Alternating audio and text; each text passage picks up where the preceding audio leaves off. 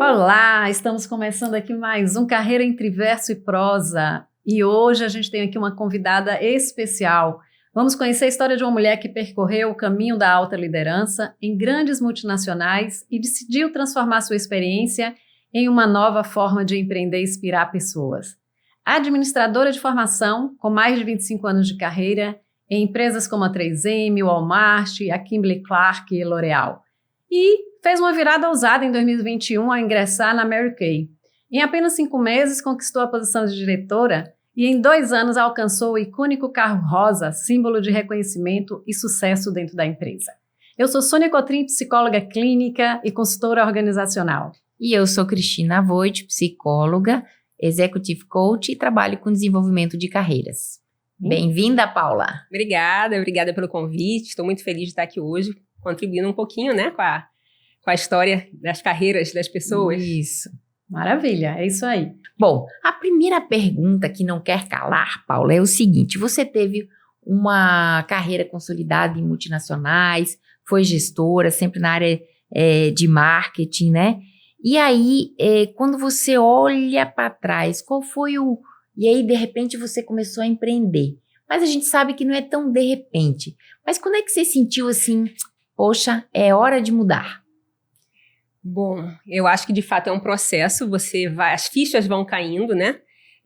Durante toda a minha trajetória profissional, eu tinha uma narrativa, construí uma narrativa para mim mesma, que trabalhar em grandes empresas multinacionais era o suprassumo da mulher bem-sucedida. Então, isso foi construído ao longo da carreira.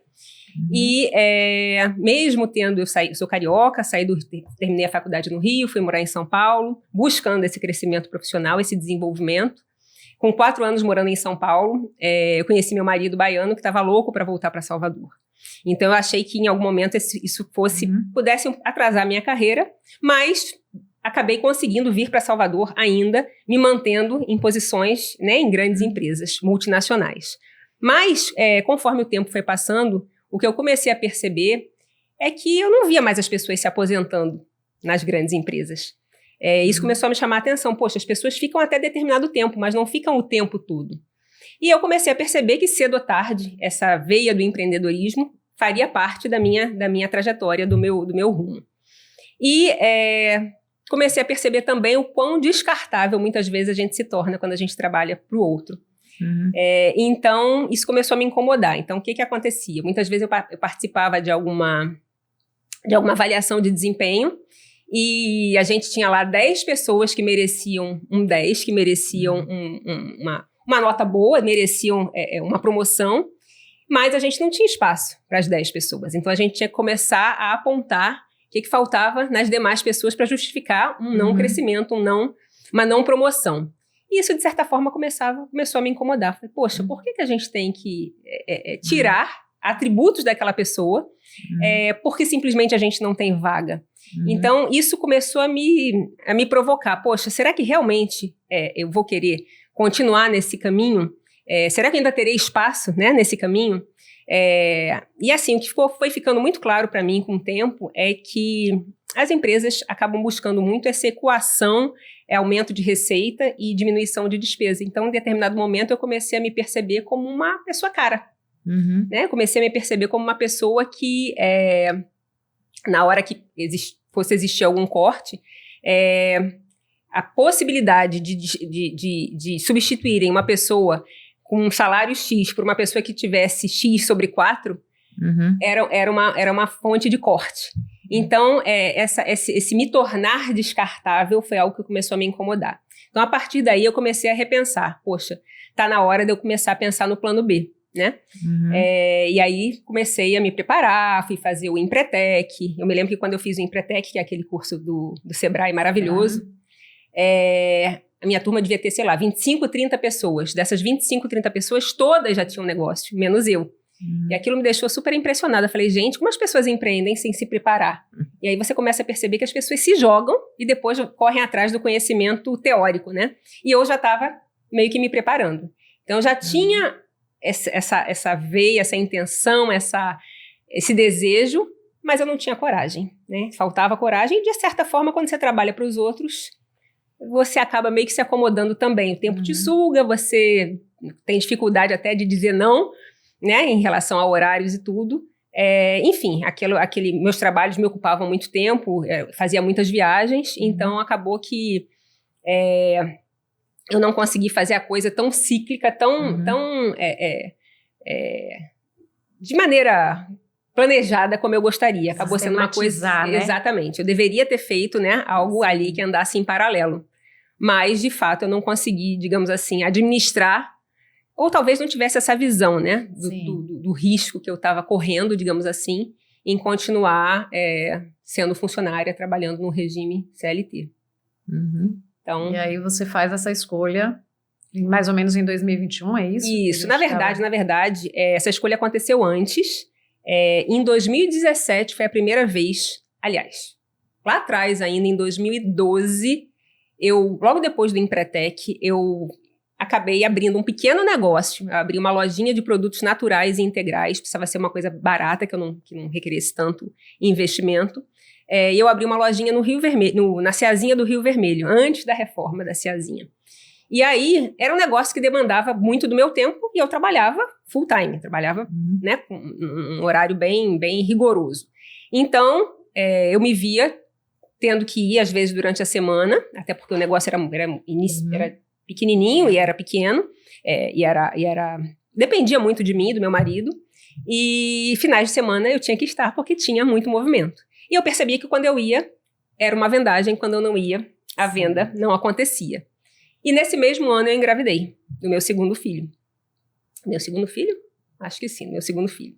E aí eu falei, gente, não dá pra querer comer o bolo e guardar o bolo, não tô conseguindo dar conta. E aí esse negócio durou 6 meses, mas foi a primeira experiência, mas eu entendi que não poderia ser um negócio que dependesse tanto da minha presença física, porque eu não tinha esse tempo, né? Entendi. Então foi a primeira experiência, foi um pouco frustrada, mas enfim, valeu. E aí, em 2017, eu passei por uma demissão. E quando eu passei por uma demissão, para mim foi um choque, porque eu estava entregando muito resultado, eu era extremamente comprometida, e eu achava que aquilo nunca fosse acontecer comigo. E aí, diante dessa demissão, me lembro que essa demissão aconteceu em dezembro. E tudo que eu ouvia na época era, bom, você está em Salvador, se você realmente quiser se recolocar, você tem que esperar o carnaval passar.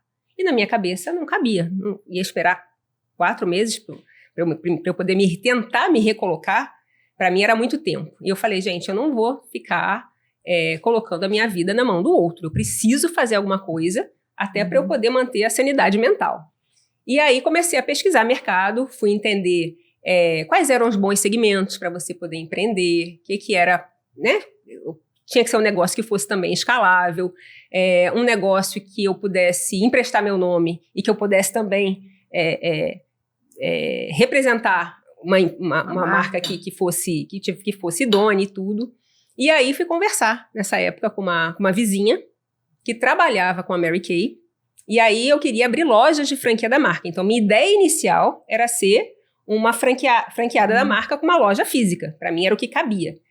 E aí essa minha vizinha falou, Paula, você não tem como abrir uma loja da marca, porque a marca é uma marca de vendas diretas. Você nunca vai poder abrir uma loja física. Eu falei, bom, então nossa conversa para por aqui, porque eu não tenho o que fazer nessa empresa.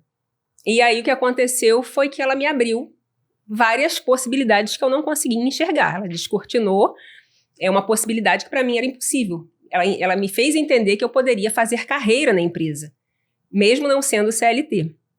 Ou seja, você começa como todo mundo do mundo começa, como consultora de beleza, mas você pode treinar, capacitar, desenvolver pessoas para fazerem parte da sua equipe. E isso vai te dar essa escalabilidade que você precisa.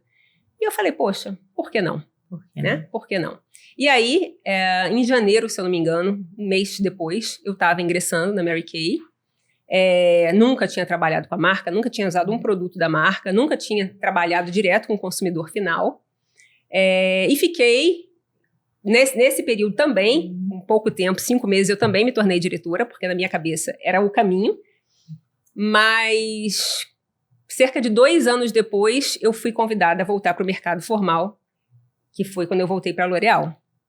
E aí, em casa, eu sofri uma super pressão do meu marido, porque ele falou, poxa, você está muito nova para deixar a carteira assinada, você ainda tem espaço, se liga nos benefícios, e isso acaba sendo muito sedutor, né? Sim. Então, quando você não tem uma cabeça de empreendedor, você quer resultado imediato. Eu era acostumada, eu vivi 25 anos, começando dia 1º e dia 30 recebendo salário. Carro da empresa, computador, enfim, eu tinha um pacote muito sedutor. E essa cultura é forte, né? Total. Que você tem que ter esses benefícios Total. para se dar bem. Total. Né? Plano de saúde, plano odontológico, participação nos lucros. Então, o pacote era muito interessante. E aí, nesse momento, ele falou, cara, só se você for maluca que você não vai aceitar. E aí, eu fui. E como a gente não pode ser Bahia e Vitória simultaneamente, eu era L'Oréal ou eu era Mary Kay. Inclusive, por contrato, eu não poderia, né, representar 2 marcas que concorrem. E aí, nesse momento, eu saio da Mary Kay. Fico 2 anos na L'Oréal e o que acontece? Redução de despesa, né? Corte. Coisa que eu sabia que, assim, esse é o caminho natural, né? Agora, Paula, é interessante você falar, porque eu tenho alguns clientes que falam assim, eu tenho que empreender, eu quero empreender. Eu acho que um dia eu não vou querer mais CLT. E entram numa angústia tão grande que fica difícil eles, às vezes, entenderem que é um processo, que também você tá lá, que você precisa aprender, que é um pouco o que você fez, né? Eu estudei, comecei a pensar, é um pouco o que eu fiz. Eu trabalhei também em CLT, mas eu sempre tinha aquela visãozinha, um dia eu vou ter minha consultoria, um dia eu vou ter minha consultoria. Até que a gente vai construindo esse conhecimento, o que significa. E assim, o que você poderia dizer até para os jovens que hoje querem muito empreender? Até a gente tem faculdades, né, que já o projeto de entrada é você fazer um projeto de empreendedorismo. Que você poderia dizer assim de dica ou de passos assim para as pessoas começarem a refletir para quem gostaria de empreender? Eu acho que você tem que analisar mercado, não dá para simplesmente se jogar. Tem que ler muito. Ouvir muito podcast. Eu acho que você tem que ter um mínimo de informação para não fazer besteira, né? Hoje as coisas estão muito dinâmicas. Então, hoje você vê muito essa coisa do online. Hoje, quem diria, né? Que a gente fosse ganhar dinheiro dando cursos pelo Instagram, enfim, fazendo esses lançamentos de produtos. Eu me pego comprando produto o tempo todo. Não produto físico, mas assim, participo de mais de um clube de leitura. Vários e vários cursos de oratória eu quero fazer. São produtos que chegam para mim pelo... todo momento, né? Eu fico sem saber, eu falo, gente, eu quero tudo. Assim? Eu quero tudo. Eu queria ter tempo de ser só estudante. Então, eu acho que as pessoas têm que investir um mínimo em conhecimento antes de tomarem essa decisão. E eu não descarto o caminho de ser CLT, não. Eu acho que é importante você passar por uma estrutura organizacional, até para você ter noção das coisas, né? Você passar por um chefe, você passar por avaliações de desempenho, essa coisa do se relacionar com os outros, tudo isso faz parte. Até para você futuramente poder saber mandar, para você poder saber gerir o seu negócio. Então, meu filho mais velho, mora em São Paulo hoje, quer empreender, mas meu filho, antes de pensar em empreender, vamos aprender a trabalhar para os outros, né? Vamos aprender a se relacionar, vamos aprender às vezes ter que engolir um sapinho, faz parte. Então, eu acho que nada é fácil. Empreender também não é fácil, não. Você falou um pouco das dores ali inicialmente, da sua equipe, de ter 10 pessoas, né? Ou na empresa, pessoas com potencial, com boa performance, mas de fato é uma realidade, você não tem espaço as vagas para todos, né? E como a gente não tem outro tipo de crescimento, aumentar salário mesmo só na mesma posição, ele fica mais restrito. Você falou da sua dor como líder. Você vê alguma diferença entre essa dor do líder ali trabalhando para uma empresa, né? Como você disse, LT, e a dor de ser líder agora no teu empreendimento ou na Mary Kay? São modelos bem diferentes, tá? Quando você é SLT, primeiro que a pessoa está ali, no modelo tradicional, a pessoa está ali por um salário. Então, ela tem que, digamos assim, fazer suas entregas e tem que se enquadrar naquele modelo exigido pela empresa. Então, se a empresa te diz que para você crescer, você tem que ter flexibilidade geográfica, as pessoas já entram sabendo que existe um pedágio, né? Então, você está no Nordeste hoje, mas se a necessidade da empresa é no Norte, essa é a regra do jogo. Se você quiser crescer, o caminho vai ser esse. E assim, e é muito clara essa coisa da entrega do resultado. Então, as empresas, de fato, precisam de resultado, precisam de que você tenha alguns atributos de comunicação, alguns atributos de negociação, de entrega de prazo, enfim. Uhum. Então, essa liderança é uma liderança muito, eu não digo que é chefia, mas é uma liderança, combinado você tem que entregar, e é isso, né? Uhum. Na minha liderança atual, é muito diferente, porque as pessoas na Mary Kay, elas não estão ligadas a mim ou ligadas ao negócio por um salário. Elas estão ligadas ali por um sonho. Então, elas só vão receber se elas realmente tiverem compromisso com o seu negócio. Então, precisa ser uma liderança muito mais inspiradora do que a liderança atual. Eu tive que reaprender, é um modelo totalmente distinto, né? Eu tive que reaprender a liderar, a inspirar, a conectá-las aos seus sonhos. Então, o que eu falo quando as pessoas... A primeira coisa que eu pergunto, aliás, quando uma pessoa vem trabalhar comigo na Mary Kay é: qual é o seu sonho? Uhum. E eu preciso lembrá-las do seu sonho com muita frequência. Por quê? Porque como é muito fácil entrar no negócio, acaba sendo muito fácil sair também. Claro. Então, quando as pessoas não têm um chefe ou não têm uma meta estabelecida, comprometida com o outro, a meta delas é com elas mesmas, elas tendem também a se sabotar. Né?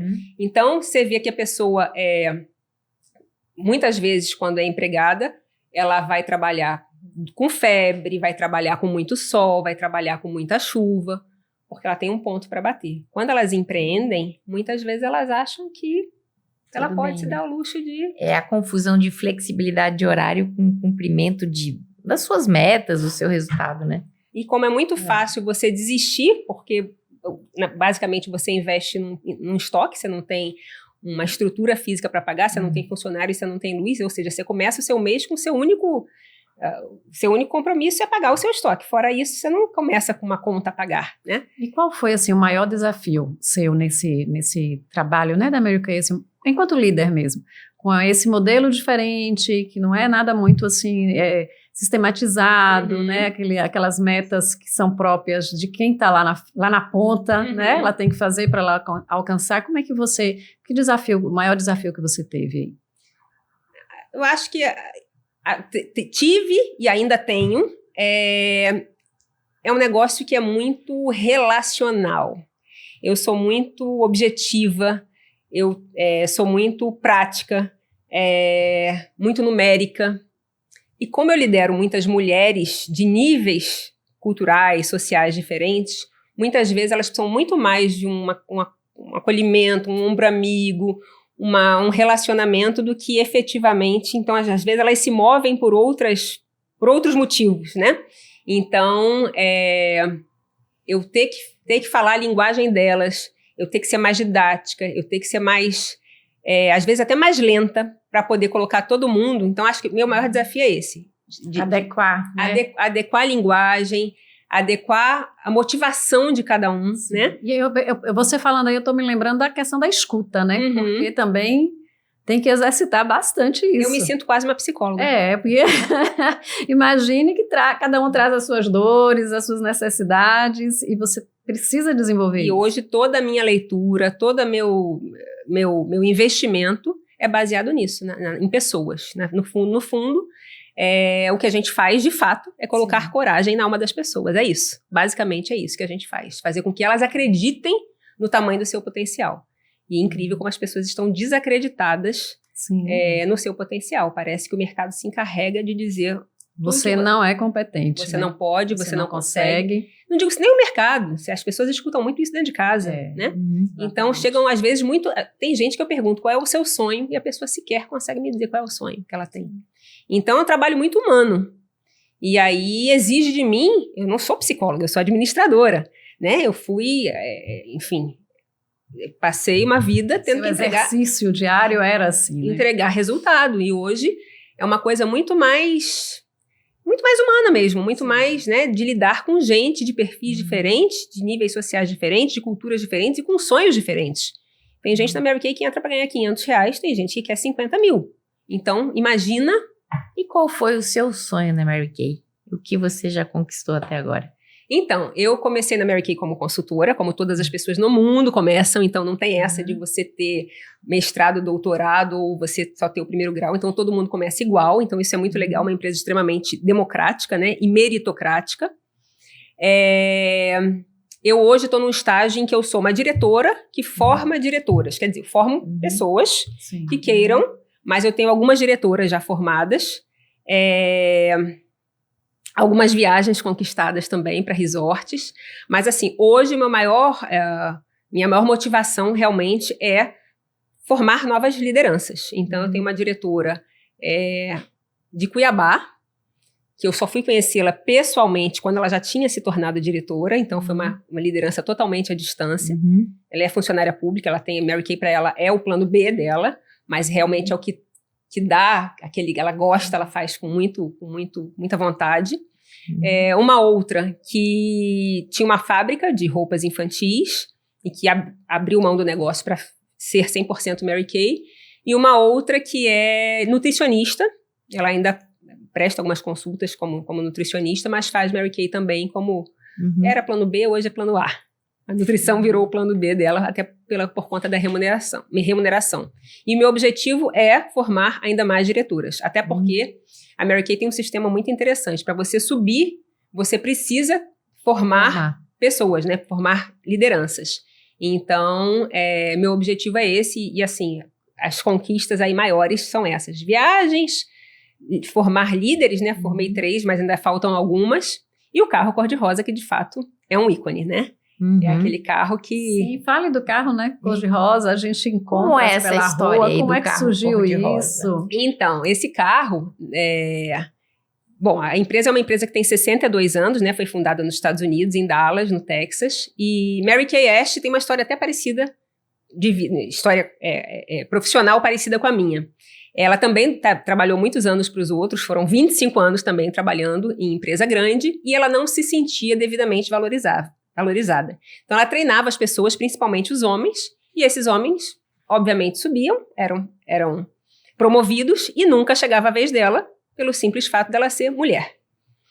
E aos 45 anos, divorciada com 3 filhos, ela aí se aposentou e começou a perceber que quando ia no cemitério e enxergava as plaquinhas, a data de aposentadoria das pessoas era muito próxima à data da morte. Então ela associou, falou, poxa, as pessoas quando param de trabalhar, não tem mais o que fazer, né? Morrem. E eu não quero isso para mim. E ela começou a escrever anotações sobre coisas que ela tinha vivido na vida dela profissional, que tinham sido interessantes, que não tinham sido interessantes. E ela falou, poxa, eu vou lançar um manual. Depois ela pensou, não, melhor do que um manual, eu vou fazer uma empresa, vou lançar uma empresa onde eu possa aplicar tudo aquilo que eu vivenciei. E aí começou a empresa dela, em parceria com o filho, com $5 mil, né? Há 62 anos atrás, embora todo mundo dissesse que ela era louca, ela resolveu realmente apostar. E o carro, a cor do carro foi baseada num estojo dela de maquiagem, naquele tom rosa, era um estojo que ela gostava muito, e era um símbolo, os carros naquela época eram Cadillacs cor-de-rosa, e simbolizavam de fato uma conquista, né? Então, quem é que conquista o carro cor-de-rosa? Na verdade, hoje a gente não conquista o carro. Hoje, até alguns anos atrás, era o carro de fato. Hoje a empresa te dá o valor em dinheiro para você decidir o que você vai querer fazer. Então, a gente recebe, no meu nível, digamos assim, você recebe uma verba de R$100.500 para você poder transformar em carro ou no que você quiser. E hoje a gente tem aí 1.100 carros no Brasil. 1.100 carros no mundo. Ou no Brasil, já não me lembro. Enfim, mas a gente tem uma quantidade, acho que são 1.100 carros no mundo.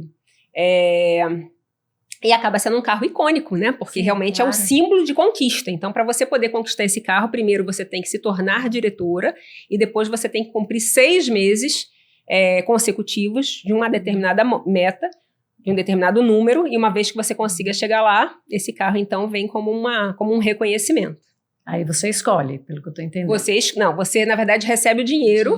E você transforma em carro se você quiser. No meu caso, eu quis. Porque é um super, assim, as cabeças viram para você quando você está com esse carro, né? Então, quantas e quantas vezes eu sou abordada na rua por conta do carro.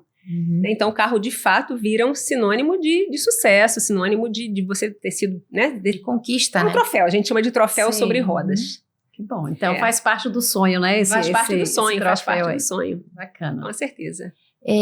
Na tua carreira toda, independente de trabalhar em empresas ou agora mais independente, digamos assim, qual foi o momento assim mais desafiador ou mais complicado, ou mais difícil para você? Momento mais desafiador. Eu acho que assim, fiquei 6 anos numa empresa que eu adorava. O clima organizacional era muito bom. E eu acabei saindo dessa empresa porque, digamos assim, o teto era baixo, eu não tinha mais muito como crescer. E me ofereceram um outro trabalho, numa empresa grande, multinacional, para ganhar o dobro. E eu acabei aceitando. Era um super desafio. Falei, poxa, eu ia passar de coordenadora a gerente, ia ganhar o dobro. Meu marido estava num momento profissional mais complicado, mais delicado. Então, para mim, era importante aceitar aquilo. E eu acabei que, assim, fui, mas o ambiente de trabalho era um ambiente muito pesado. Era um ambiente muito hostil. Então, para mim, foi assim, o desafio... Sair do ambiente tão bom, né? O desafio foi grande. Então, era um ambiente de varejo, aquele varejo de entrega de números, de resultado, mas não eram números mensais, eram números diários. Então, existia uma comparação do dia 6 de outubro desse ano versus 6 de outubro do ano anterior. Então, se você não entregou o resultado, o que você vai fazer? Então, era uma coisa... A empresa tinha sido recém-comprada por uma empresa americana, enfim. Então, assim, a busca pelo resultado era algo muito, acho que até adoecedor, né? Mas foi nessa mesma empresa que eu passei por esse desafio. Foi uma empresa que, ao entrar, eu acabei sendo, na minha entrada, eu acabei sendo muito bem acolhida. A gente conversava aqui antes da entrevista, que foi uma empresa onde eu entrei grávida, né? Eu participei de todo o processo seletivo sem saber que estava grávida, dei o aceite sem saber que estava grávida, o aceite verbal, e uma semana depois desse aceite verbal, antes de assinar qualquer contrato, eu descobri que eu estava grávida. E aí eu tive que reconversar com o meu chefe, com o meu futuro chefe. Tive que abrir o jogo para ele, porque ele estava me contratando para ser os olhos dele, a pessoa de confiança dele. E eu não poderia entrar na empresa como a pessoa de confiança dele, traindo a confiança dele, né? Então, para mim, não cabia. E aí, a gente acabou... fui à sala dele, viajei para poder encontrá-lo, e aí falei, olha, eu preciso te contar uma parte da história que não existia, ou que pelo menos eu não sabia, mas que é real. E você tem toda a chance do mundo, se quiser, de voltar atrás, até porque a gente não assinou nada ainda, mas eu não dormiria. Eu poderia deixar de dizer, né? Com certeza. E acabou que foi muito, assim, eles foram muito cuidadosos, foram muito compreensivos, e eu acabei sendo admitida grávida. Então, eu, assim, não conheço muitas pessoas que tenham tido esse privilégio. Privilégio. E ainda, na minha licença maternidade, foi justamente na transição em que se poderia conceder uma licença de 6 meses, e eu já hospitalizada para ter neném, ele me ligou para dar os parabéns e me dar a notícia de que, sua licença vai ser de 6 meses. Eu falei, gente... realmente. Presentão. Agora tem uma questão aí que é bem, bem bacana, que foi a sua sinceridade com a empresa. Com certeza. Então, quando o funcionário ele já entra, né, de uma forma sincera, então já encanta também. Né, porque muita gente não consegue fazer isso. Não, eu acho que o olho no olho tem que ser... Quando há quebra de confiança, imagina você quebrar a confiança na entrada. Na entrada, não dá, não dá. Então, acho que isso também tem muito a ver com princípios e valores, né? E a gente tem que honrar isso o tempo inteiro. Até porque você tem um nome a zelar, né? Hoje você está aqui, amanhã você está lá, mas o mercado, as pessoas se conhecem. Eu digo, às vezes, assim, as pessoas colocam a empresa como um objeto. Algo, né? Algo ali distante, que eu tenho que ter resultado, que eu tenho números, mas a empresa se faz de relacionamentos. Sim. Né? Por isso que a gente vê empresas que entrou um líder e foi o caos. E a empresa era mesmo, o produto mesmo...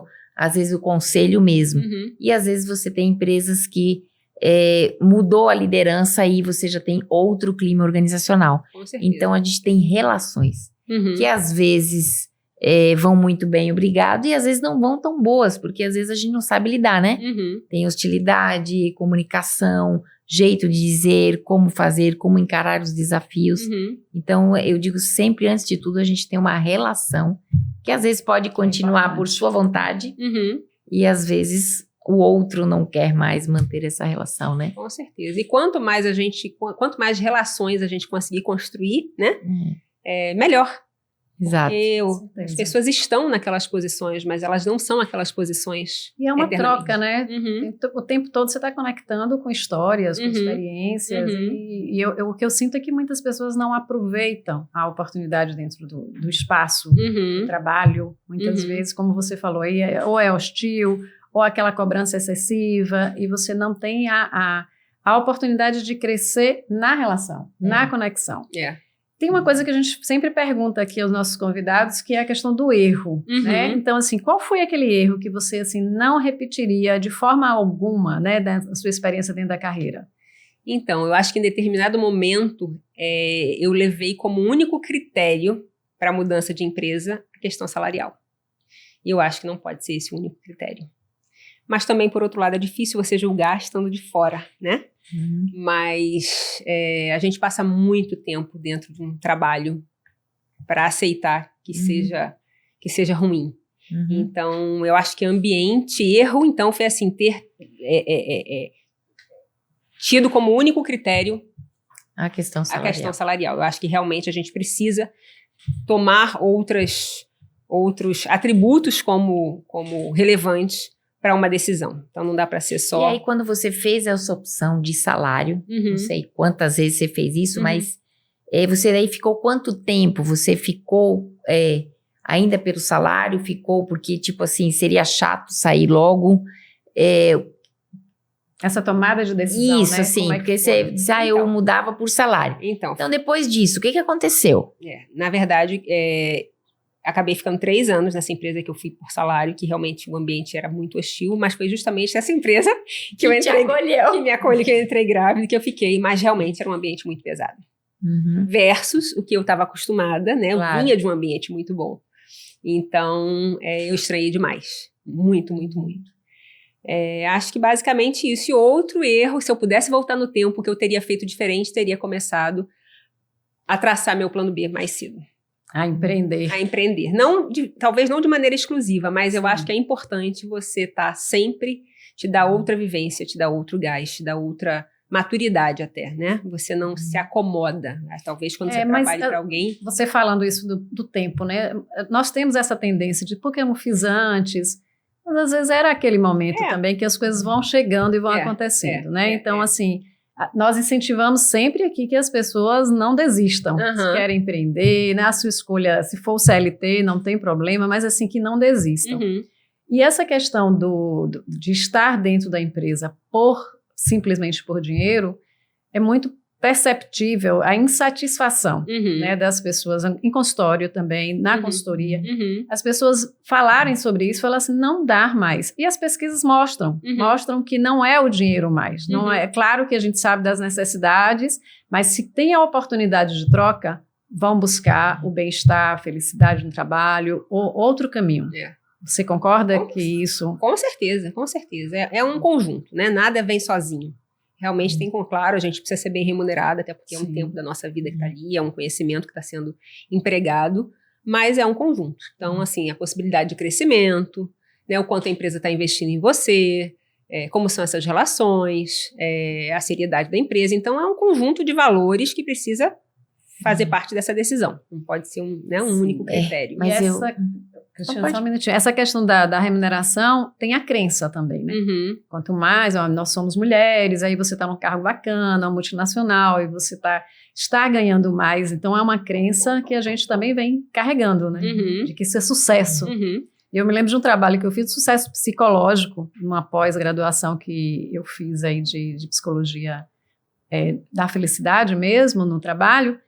E é difícil as pessoas encontrarem o sucesso psicológico no trabalho, que é aquele sucesso que você sabe? Parece que está, sei lá, talvez você na Mary Kay tenha essa sensação de que é gostoso acordar e ir todos os dias trabalhar e atender pessoas e fazer pessoas realizarem seu sonho. Né? Com certeza. É um trabalho que me dá muito prazer, muito prazer. Então, hoje, eu não tenho mais questionamento. Lembra que eu falei que saí, fui para L'Oréal por pressão, hoje meu marido não ousa falar, porque ele percebe o quanto eu gosto. Maravilha. Bem no trabalho, bem em casa, né? Com certeza. É o foco que eu sempre dou. O plano B é super importante, em qualquer idade. Né? Você está pensando possibilidades. E quanto mais possibilidades você cria, mais liberdade você tem. Sua liberdade está em poder escolher diante de algumas possibilidades, né? Mas isso é difícil num país como o nosso. Com certeza. Mas enfim, é outra conversa. E para a gente finalizar, Paula, o que é a frase ou a poesia ou o verso, né? Já que o nosso podcast tem esse nome, né? Carreira entre verso e prosa, que você gostaria de compartilhar? Eu gosto muito de uma frase que diz: o que não me mata me fortalece. Então, eu acredito muito, muito, muito que a gente tem sempre a chance de sair mais fortalecido. Então, eu nunca foco no problema, eu sempre foco na solução, eu não fico questionando muito por que comigo, por que foi assim. Próximo, vamos, né? Vamos seguir. Então, acho que a gente tem sempre a chance de sair melhor, de sair mais realmente potente. E a outra frase que eu gosto muito, que diz assim: pessoas inteligentes ouvem antes de dizer não. Porque tem muita gente que simplesmente quer uma mudança, mas não quer sequer ouvir. Então, você só tem a chance de fazer escolhas se você conhecer o outro lado, né? Se você tiver um mínimo de interesse em saber o que rola do lado de lá. Se você não tiver esse mínimo de interesse, esse mínimo de curiosidade, você fecha muitas possibilidades. Eu acho que o mundo está tão cheio de possibilidades, às vezes a gente está com a visão tão turva que a gente sequer consegue enxergar. Muito bem. Muito obrigada, Paula. Obrigada, menina. Ótimo esse momento aqui, né, com a gente. Não deixem de curtir, vai lá e se inscreva no Spotify, no YouTube, no Carreira entre Verso e Prosa. Paula Mascarenhas com a gente hoje. Obrigada, Paula. Obrigada. Obrigada.